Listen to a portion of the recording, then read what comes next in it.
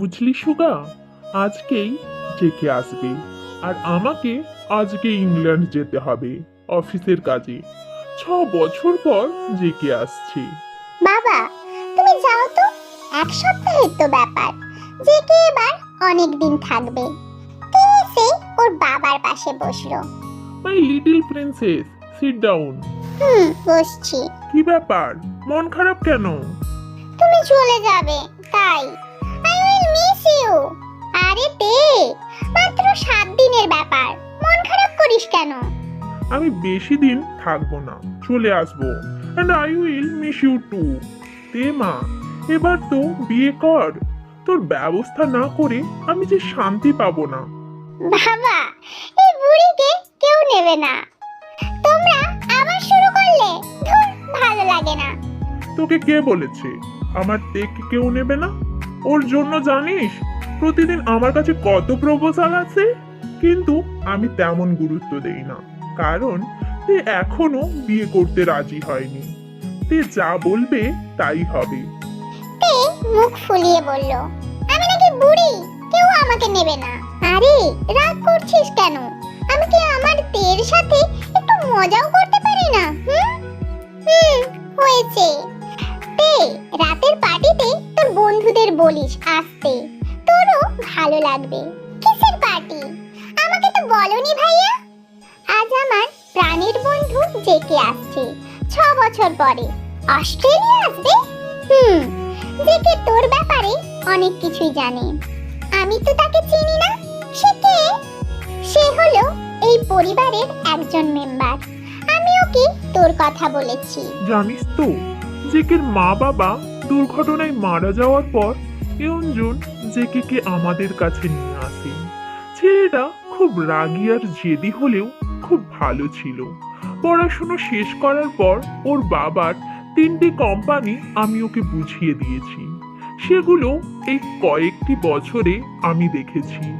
ওর বাবার সাথে তোমার কানেকশন কি?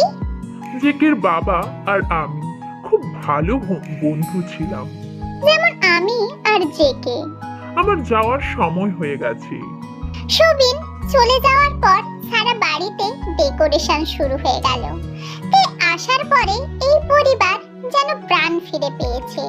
এই 3 বছরেও তে জাংকুককে ভুলতে পারেনি। তের মনে এখনো জাংকুকই রয়েছে। তে এখন বুঝতে পারে জাংকুককে তাড়ানো তার ঠিক হয়নি। জাংকুকের মতো হয়তো তাকে কেউ ভালোবাসতে পারবে না। জাংকুক ওর সাথে যা করেছে সবকিছুতেই জাংকুকের অধিকার ছিল। জাংকুক তাকে বিয়ে করে স্পর্শ করেছিল। জাংকুকের সবই লিগ্যাল ছিল, এটা তে এখন বুঝতে পারে। কিন্তু এখন আর সময় নেই। জাংকুক চলে গেছে। তে এইসব ভেবেই আফসোস করে। অনেক সময় তে ভাবে ইন্ডিয়াতে ফিরে যাবে, হয়তো জাংকুক সেখানে তেকে খুঁজতে আসবে। কিন্তু তে যেতে চেয়েও যায় না। তের বাবা অস্ট্রেলিয়ার বিখ্যাত বিজনেসম্যান। তে অস্ট্রেলিয়া আসার পরে তেমন কিছু করেনি। রাতে পার্টি শুরু হয়ে গেল। তের অস্ট্রেলিয়াতে যত ফ্রেন্ড আছে তারা সকলেই বাঙালি। তে তাদের ইনভাইট করেছে। তের বান্ধবী লিসা, যিশু এবং রোজ এসেছে। বাকিরা কেউ আসতে পারেনি। তেকে আজ হুড়পড়ির মতো লাগছে সাদা ড্রেসে। পার্টির সবাই তের দিকে হাঁ করে তাকিয়ে আছে। তে ওর বন্ধুদের কাছে গেল। ওয়াও তে, তোকে আজকে যা লাগছে না কি বলবো। মার যাবা গোর্খাকে। আমি ছেলে হলে তোকে আজই বিয়ে করতাম। তোরা থামবি? তখনই সুগা সবার সামনে অ্যানাউন্সমেন্ট করলো, আজকে আমরা মাস্ক পার্টির আয়োজন করেছি। টেবিল থেকে মাস্ক কালেক্ট করে পরে নিন। আজকে আমরা সকলেই অজানা লোকেদের সাথে নাচবো। ছেলে আর মেয়েরা আলাদা হয়ে যান। মিউজিক শুরু হলে নাচ শুরু হবে। তে লিসাকে বলল, বুঝলি আলু, বাবা নেই বলেই ভাইয়া আজকে মেয়েদের সাথে ঘেঁষাঘেঁষি করে নাচবে। শুনলাম আবার জেকে আসবে। যাই হোক, পার্টিটা কিন্তু ইন্টারেস্টিং হবে। আলু বলবি না একদম, জমিয়ে নে।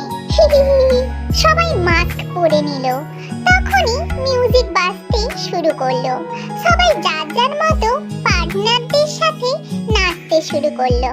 তে ডান্স শুরু করেনি, তে দাঁড়িয়েছিল। তখনই কেউ ওর হাত ধরে নাচতে নিয়ে গেল। লোকটি ব্লু কালারের শার্ট পরা আর মুখে মাস্ক পরা ছিল আর বেশ লম্বা। লোকটা তের কোমরে হাত দিয়ে হাতে হাত রাখলো। Hey leave me, sorry dear, now we will dance. লোকটি তেকে আরো শক্ত করে ধরলো। তে তখন আর কিছু বলল না। তের মনে হলো লোকটিকে আগে কোথাও দেখেছে। চোখ দুটি খুব চেনা চেনা, মুখে মাস্ক থাকায় তে চিনতে পারছে না। মিউজিক বাজতে শুরু হলো। कैसे कहूँ इसकी मैं तेरे कितना हूँ बेताब मैं, आँखों से आँखें मिला के चुरा लूं तेरे ख्वाब में, मेरे साए है साथ में यारा, जिसे जगह तुम हो, मैं जो जी रहा हूँ वजह तुम हो, वजह तुम हो। তে একটু পরেই শিওর হলো যে লোকটাকে তে আগে কোথাও দেখেছে, কিন্তু তের মনে পড়ছে না। নাচ শেষে তে লোকটিকে বলল, excuse me, I think I know you, please show me your face. লোকটি কোনো কথা না বলে তেকে ছাদের দিকে ইশারা করে যেতে বলে। নিজেও গেল। তে ছাদে গেল। তে ছাদে গিয়ে দেখে লোকটি পেছন ফিরে দাঁড়িয়ে আছে। ছাদে চাঁদের আলোয় চারদিক ঝিলমিল করছে। তে কিছু বলতে যাবে, তখনই লোকটি বলল, কেমন আছো তে? তে থমকে গেল। এই সেই কণ্ঠ। তের এই কণ্ঠ চিনতে ভুল হওয়ার কথা নয়। জাংকুক, আপনি? লোকটি তের দিকে ফিরলো। আর কেউ নয়, সে জাংকুক।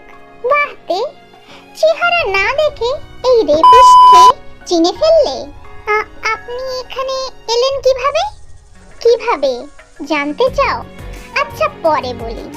জাংকুক কিছুক্ষণ চাঁদের দিকে তাকিয়ে থেকে হঠাৎ তের দিকে এগোতে লাগে। জাংকুক বলতে লাগলো, তে কি আজব তাই না? তুমি এখনো এই রেপিস্টকে মনে রেখেছো। শুধু তাই নয়, কাছে যাওয়াতে অনুভব করতে পেরেছো, কণ্ঠ শুনে চিনে নিয়েছো। কাকে আবার? তোমার চোখে রেপিস্টকে, যে কিনা বিয়ের পরে তার বউয়ের মুখে রেপিস্ট ডাক শুনেছে। তুমি তো আমাকে ঘৃণা করো তাই না? তাহলে কেন কেউ আমাকে চিনলো না? তুমি চিনে ফেললে? তার মানে কি তুমি আমাকে ভালোবেসে ফেলেছো? এই রেপিস্টকে ভালোবেসেছো? তে কি বলবে বুঝতে পারছিল না। জাংকুক এগোতে এগোতে তের একেবারে কাছে চলে এলো। তে আর জাংকুকের মাঝে মাত্র সামান্য একটু ডিস্টেন্স রয়েছে। জাংকুক তের ঘাড়ের দিকে জাংকুকের মুখ এগিয়ে দিল। এইদিকে তের অবস্থা বেহাল। জাংকুকের কাছে আসায় তের হার্টবিট বেড়ে 10 গুণ হয়ে গেল। তে তাড়াতাড়ি শ্বাস নিতে শুরু করলো। তের ভেতর উথাল পাথাল শুরু হয়ে গেছে।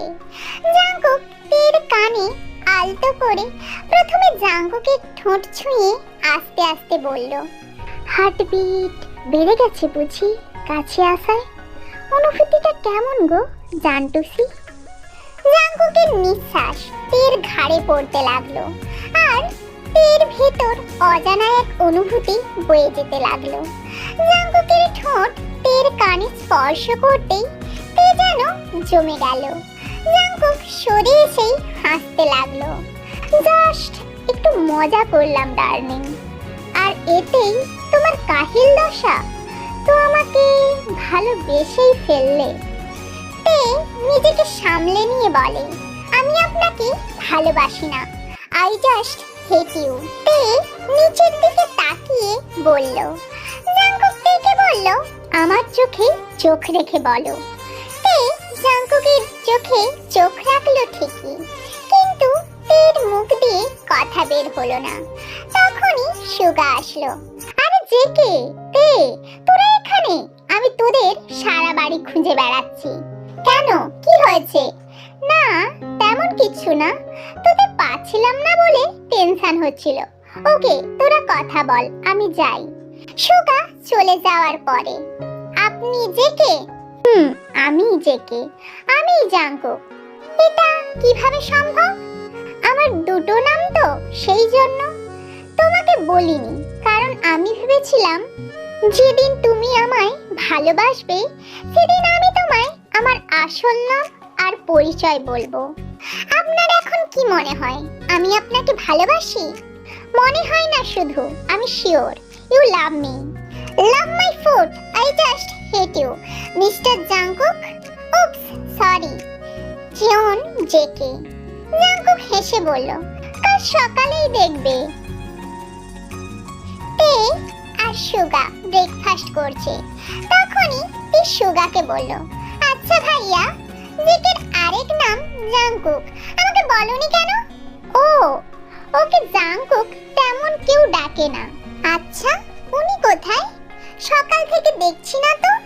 জেকে এয়ারপোর্ট গেছে ওর বন্ধুকে ড্রপ করতে। ও আচ্ছা। তে খাওয়া শেষ করে মাত্র উঠেছে, তখন দেখে জাঙ্কুক কোনো একটা মেয়ের হাত ধরে নিয়ে ভেতরে আসছে আর হাসতে হাসতে কথা বলছে। জেকে, এ কে রে? আমার 3 বছরের গার্লফ্রেন্ড। আমি ওকে দ্রুত বিয়ে করব, আর এই অস্ট্রেলিয়াতেই আমাদের বিয়ে হবে। কি আয়ু, ঠিক তো? Yes darling. তের এসব দেখে আর যেন সহ্য হচ্ছে না। তে হন হন করে ও রুমে চলে গেল। জাঙ্কুক তের চলে যাওয়া লক্ষ্য করলো। তে রুমে এসে মনে মনে বলতে লাগলো, আমাকে তো এখন আর ভালোবাসে না। নিয়ে এসেছে শাকচুনি আয়ু না টায়ুকে, দেখতে একেবারে মুখ পোড়া ভাদরিনী। বিয়ে উনি করলে করুক, তাতে আমার কি, যত সব। তে এসব বলে মনকে সান্ত্বনা দিচ্ছে, তবু তের কেমন যেন অস্থির অস্থির লাগছিল। তে ঠিক করলো জাঙ্কুক যা খুশি করুক, তাতে ওর কি। তে নিচে গেল, গিয়ে দেখে আয়ু আর জাঙ্কুক একে অপরের কাঁধে হাত রেখে টিভি দেখছে। তে মনে মনে বলতে লাগলো, ছি, লজ্জা বলতে এদের কিচ্ছু নেই। আর এই ফাজিল আয়ুকে কিভাবে দেখো জাঙ্কুকের কাঁধে হাত রেখেছে। তের রাগ আর দুঃখ দুটোই হলো।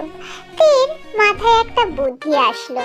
তে গ্লাসে জল ঢেলে নিয়ে আয়ু আর জাঙ্কুকের কাছাকাছি দিয়ে যাওয়ার সময় আয়ুর গায়ে জল ঢেলে দিল। তে এমন ভাব করলো যেন সে ইচ্ছে করে ফেলেনি। উপস, আই এম সরি, আমি ইচ্ছে করে করিনি। It's okay. তুমি কি? ও, আমি তে, এই বাড়ির মেয়ে। Nice to meet you. ও, আমি আয়ু, জাঙ্কুকের would be wife. Nice to meet you too. আপনার ড্রেস তো ভিজে গেল। আপনি ড্রেস এনেছেন নাকি আমি দেব? আমার উডবি ওয়াইফ কারো ড্রেস পরে না।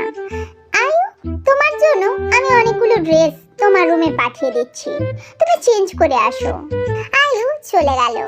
তে তো মনে মনে খুব খুশি, মনে মনে বলতে লাগলো, আয়ুর বাচ্চা আয়ু, হিহি, কেমন দিলাম। জাঙ্কুকের সাথে ঘেঁষা না, এখন বুঝুক। তে দেখলো জাঙ্কুক তের দিকে রাগি চোখে তাকিয়ে আছে, কারণ তে মুচকি মুচকি হাসছিল। তে জাঙ্কুককে দেখেই তাড়াতাড়ি করে ওর রুমে চলে আসলো। তে সিঁড়ি দিয়ে নামছিল আর সুগাকে ডাকছিল, ভাইয়া ভাইয়া, কোথায় তোর হলো? আজকে আর কিন্তু না করতে পারবি না। ঝাড়ের মতো না চেঁচিয়ে জাঙ্কুকের রুমে গিয়ে জাঙ্কুক আর আয়ুকে ডেকে আন যা। আমি রেডি হয়ে আসি। ওদের নিতে হবে কেন? আমি, তুই আর আমাদের ভাবি, মানে তোর গার্লফ্রেন্ড জিমিন যাবে না, ওরাও যাবে। তে জাঙ্কুক আর আয়ুকে ডাকতে গেল। জাঙ্কুকের রুমের বাইরে থেকেই আয়ুকে ডাকতে লাগলো, কিন্তু সাড়া না পাওয়ায় তে ভিতরে ঢুকলো। তে যেই ভিতরে ঢুকেছে জাংকুক স্নান সেরে বের হলো। জাংকুক খালি গায়ে ছিল। তে তো জাংকুকের সিক্স প্যাক দেখেই সেখানেই ক্রাশ খেলো জাংকুকের ওপরে। তে জাংকুককে দেখতে লাগলো, কারণ তাকে আজকে দারুণ লাগছিল। ওই বেহায়া মেয়ে, আমার দিকে কি দেখো? ছেলেদের সিক্স প্যাক কখনো দেখোনি? অন্যদিকে তাকাও, আমার লজ্জা করছে। না না না, মানে আমি আপনাকে দেখবো কেন? আপনি কি এমন সুন্দর যে আপনাকে দেখতে হবে? তো এখানে এসেছো কেন? ভাইয়া আপনাকে আর আয়ুকে শপিং এ যাওয়ার জন্য ডাকছে, তাই বলতে আসলাম। ওকে, যখন আমি তোমার হতে চেয়েছিলাম তখন তো আমাকে অবহেলা করেছিলে। এখন যখন আমি অন্য কারো হতে চলেছি তখন কাছে আসতে চাইছো? আজব না? হোয়াট? দুনিয়াতে আপনি যা ভাববেন সেটাই যে হবে তা কিন্তু নয় বলেই তে চলে গেল। শপিং মলে তে, সুগা, জাংকুক, জিমিন আর আয়ু একসঙ্গে গেল। শপিং মলে ঢুকেই যে যার মতো শপিং করতে ব্যস্ত হয়ে গেল। সবার শেষ হয়ে গেল, শুধু আয়ুর হলো না। সুগা, তো দেখ তো, বেশ সবই কিনে ফেলেছি, শুধু লেহেঙ্গাটা এখনো কেনা হয়নি।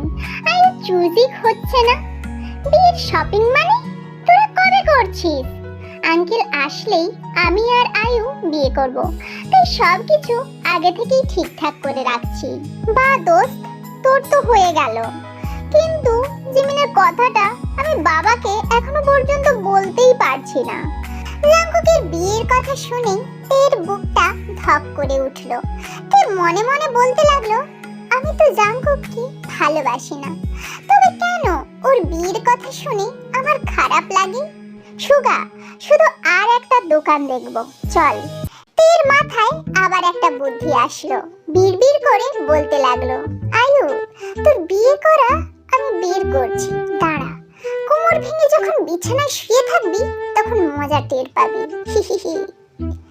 তে পাশের দোকান থেকে চুপি চুপি গিয়ে জেলি কিনে আনলো। সকলে ব্যস্ত থাকায় কেউ তেকে তেমন খেয়াল করলো না। তে আয়ুর একটু পায়ের কাছেই জেলি রেখে দিল। আয়ুর ওখানেও ড্রেস চুজ না হওয়ায় আয়ু যেই চলে আসার জন্য পা সরালো, জেলিতে পিছলে আয়ু ফ্লোরে পড়ে গেল। জাংকুক তাড়াতাড়ি করে আয়ুকে ধরে ওঠালো। খুব ব্যথা পেয়েছো আয়ু? একটু পেয়েছি। বললে কিভাবে? পা পিছলে পড়ে গেছি। থাক, চলো পাশের ক্যান্টিনে যাই, সেখানে গিয়ে একটু রেস্ট নিলেই ঠিক হয়ে যাবে। আয়ু বেশ ব্যথা পাওয়ায় হাঁটতে পারছিল না, তাই জাংকুক ওকে কোলে করে নিয়ে গেল। আর এটা দেখে তো তেলে বেগুনে জ্বলে উঠলো। তে নিজের মাথায় টোকা দিয়ে বলতে লাগলো, ধুর, আমি তো ওদের কাছাকাছি আসার সুযোগ করে দিলাম। ক্যান্টিনে গিয়ে সবাই একটা টেবিলে বসলো। জাংকুক যেই আয়ুকে কোল থেকে নামিয়ে চেয়ারে বসাতে যাবে, তে গিয়ে চেয়ারটা একটু সরিয়ে দিল, আর আয়ু আবারও ফ্লোরে পড়ে গেল। আয়ু চিৎকার করে উঠলো, কারণ এবার বেশ ভালো ব্যথা পেয়েছে। ও শিট, আবারও! আয়ু, আমার হাত ধরো। জাংকুক, আমি এবার খুব ব্যথা পেয়েছি। আয়ু, আই এম সরি, আমি খেয়াল করিনি। আয়ু, একটু কিছু খেয়ে নাও, তারপর তোমাকে নিয়ে হসপিটালে যাব। সেখান থেকে জাংকুক, সুগা আর আয়ু হসপিটালে চলে গেল, আর তে আর জিমিন বাড়ি চলে আসলো। বিকেলে তে ছাদে বসেছিল, সেখানে জাংকুক এসেই তেকে হাত ধরে টেনে উঠিয়ে একটা থাপ্পড় দিল। এটা তোমার কর্মের ফল। এ কি, মারলেন কেন? কি করেছি আমি? কি করেছো না? আজ সকালে তুমি ইচ্ছা করে আয়ুর গায়ে জল ঢেলেছো। শপিং মলে আয়ুর পায়ের নিচে তুমি জেলি রেখেছো, আর ক্যান্টিনে তুমি নিজের পা দিয়ে চেয়ার সরিয়েছিলে। কি ভেবেছো কেউ কিছু বুঝবে না? কেউ না দেখলেও আমি দেখেছি। তুমি যে এতটা নিচে নেমে গেছো তা আমি জানতাম না। হিংসে হচ্ছে না? আমার আর আয়ুর মাঝে আসার চেষ্টা করলে আমি ভুলে যাব তুমি সবিন আঙ্কেলের মেয়ে। আমার কাছে তুমি 3 বছর আগে মারা গেছো। আয়ুর আশেপাশে যেন তোমাকে না দেখি। Mind it. জাংকুক চলে গেল। তে মুখ চেপে কাঁদতে লাগলো। জাংকুক মারার কারণে তে কাঁদছে না, কাঁদছে জাংকুকের কথা শুনে। তে চোখে জল মুছে বলতে শুরু করলো, জাংকুক, আপনি যদি আয়ুর সাথে সুখে থাকতে পারেন তবে আমিও জিহোপকে বিয়ে করব। আমি আপনাকে দেখিয়ে দেব যে আমিও সুখী থাকতে পারি। কালকেই জিহোপ এখানে আসবে।